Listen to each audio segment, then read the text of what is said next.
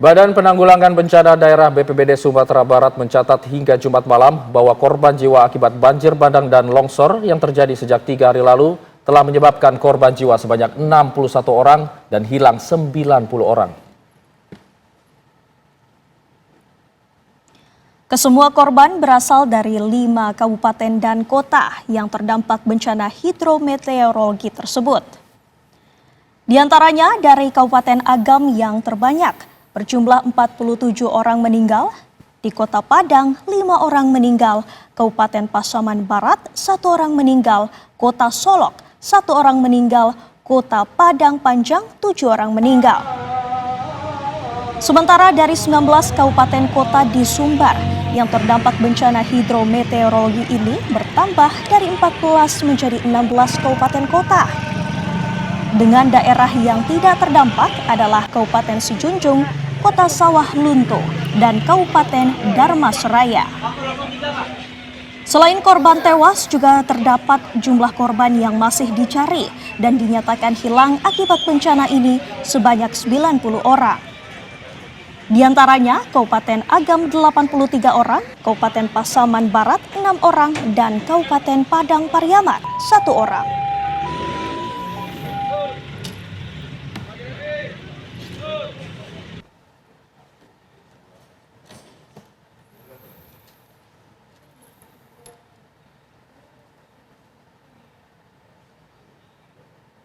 Dan untuk memperbarui informasi mengenai bencana banjir bandang dan tanah longsor yang terjadi di Padang, langsung saja kita bergabung dengan reporter TV One Andri Syaputra yang sudah berada di lokasi. Selamat pagi Andri, bagaimana kondisi saat ini di sana? Apakah pagi ini masih ada banjir yang merendam permukiman atau kondisi saat ini sudah mulai surut?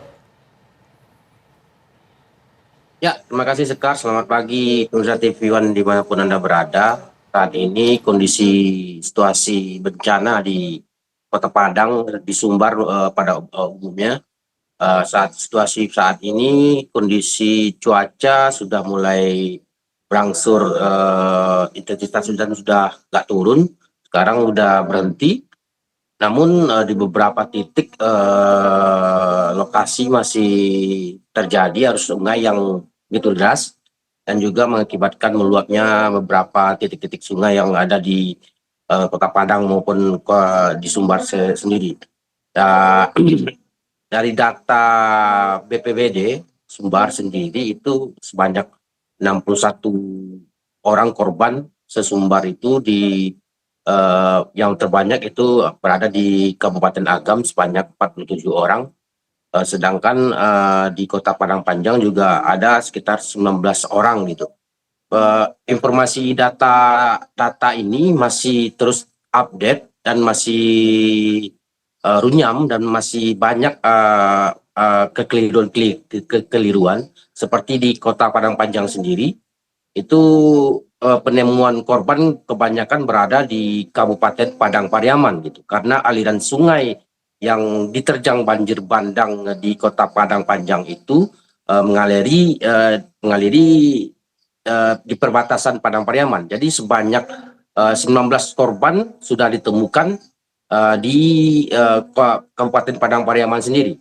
Nah, informasi terbaru bahwasannya di Kabupaten Agam itu informasi dari warga sendiri ratusan orang itu masih dicari tim SAR gabungan karena di Kecamatan Palembayan itu informasinya ada banjir bandang lagi, bahwasanya di sana ratusan orang masih tertimbun oleh banjir bandang itu sendiri. Begitu Sekar. Andri, ini artinya untuk data orang hilang baru akan kembali diupdate pagi hari ini atau memang hanya 90 orang yang dinyatakan hilang? Ya, masih untuk data terupdate sendiri masih terus diupdate oleh pemerintahan Provinsi Sumatera Barat. Bahwasanya di di Kabupaten Agam itu sendiri situasi menuju ke lokasi sangat tertutup karena beberapa titik lokasi longsor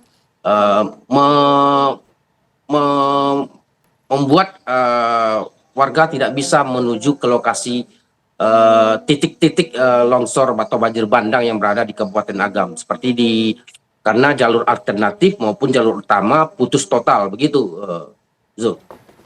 Ya, selain sulitnya akses menuju lokasi, kendala apa saja yang ditemui saat proses pencarian para korban ini? Ya, untuk pencarian korban sendiri seperti dilihat di layar kaca sendiri itu bahwasannya arus sungai masih sangat-sangat deras dan itu menyulitkan tim SAR untuk menyisir aliran sungai yang untuk mencari untuk mencari korban-korban yang masih dinyatakan hilang.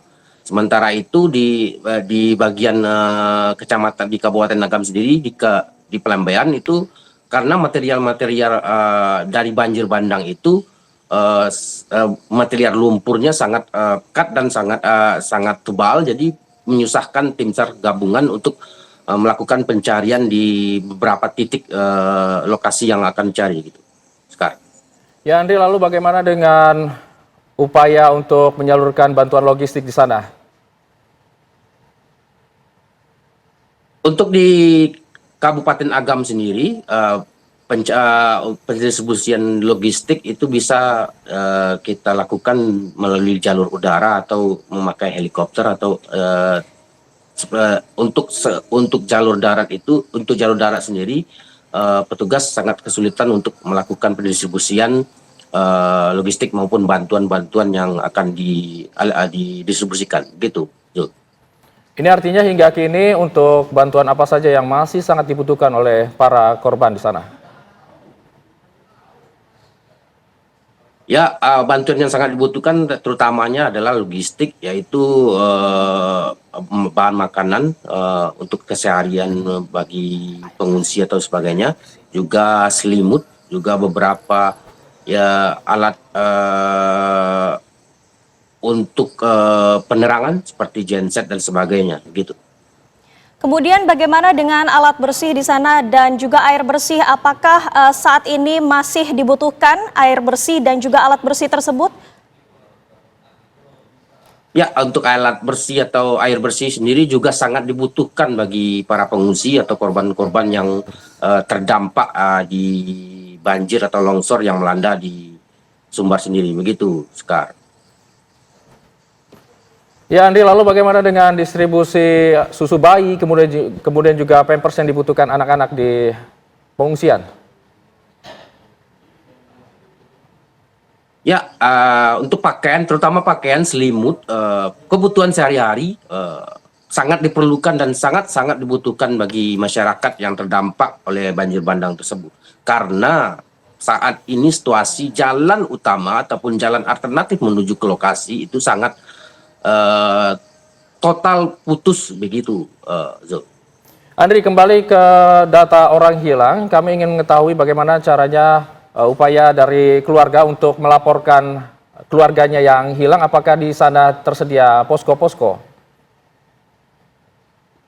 Ya, di setiap kabupaten kota telah mendirikan posko-posko utama di beberapa titik lokasi, terutama pemerintahan Provinsi Sumatera Barat juga sudah memerintahkan kepada kepala daerahnya masing-masing untuk melakukan komunikasi satu pintu, terutama yang dipimpin oleh langsung kepala daerahnya masing-masing gitu.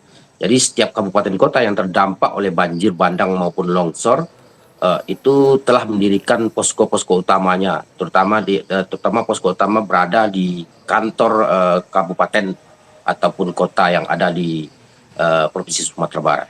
Gitu, Zul. Selain melapor kepada posko, apakah ada nomor telepon yang juga bisa dihubungi para masyarakat ketika ada titik ataupun situasi urgensi, begitu? Ya, untuk call center sendiri itu Pemprov Sumatera Barat juga membuka call center dan juga memerintahkan kepada kepala daerah masing-masing untuk membuat call center pengaduan, yang terutama nomor yang dihubungi itu adalah nomor Kalaksa BPBD masing-masing di kabupaten kota, begitu. Baik, terima kasih Andri Saputra mengabarkan langsung dari Padang. Kami akan tunggu update berikutnya dari Anda.